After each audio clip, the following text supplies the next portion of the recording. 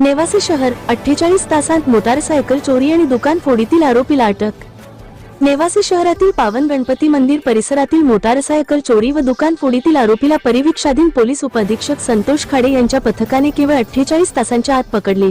गुन्ह्यातील आरोपीस बेड्या ठोकण्यात आले आहेत। मार्च 28 रोजी रात्री सूरजराज पठारे वय 28 यांनी त्यांच्या घरासमोर उभी केलेली 50,000 रुपयांची मोटारसायकल चोरीला गेली। त्याच दिवशी श्रीपार्वती ऑइल अँड प्रोडक्ट या दुकानाचे पाठीमागील दरवाजाचे कोंडा वाकवून आत प्रवेश करत चोरट्यांनी दुकानातील 10,000 रुपये किमतीचे तेलाच्या बॉटलसह 2,000 रुपयांचे गुळाच्या ढेपा, 1,500 रुपये किमतीचे तूप तसेच 3,000 रुपये रोख असे एकूण 66,500 रुपयांचा मुद्देमाल लंपास केला। गुन्हा नोंदविल्यानंतर उपअधीक्षक खाडे यांच्या पथकाला खात्रीलायक माहिती मिळाली। त्यानुसार पथकाने गाढवनाला येथील पारधी वस्तीवर सापळा लावला आणि कृष्णा नारायण भोसले याला अटक केली। आरोपीला ताब्यात घेतल्यानंतर त्याने गुन्ह्याची कबुली दिली। या घडामोडीने नेवासे शहरात चोरीच्या गुन्ह्यांवरील नियंत्रण ठेवण्यासाठी पोलिसांचा कडक इशारा दिला आहे।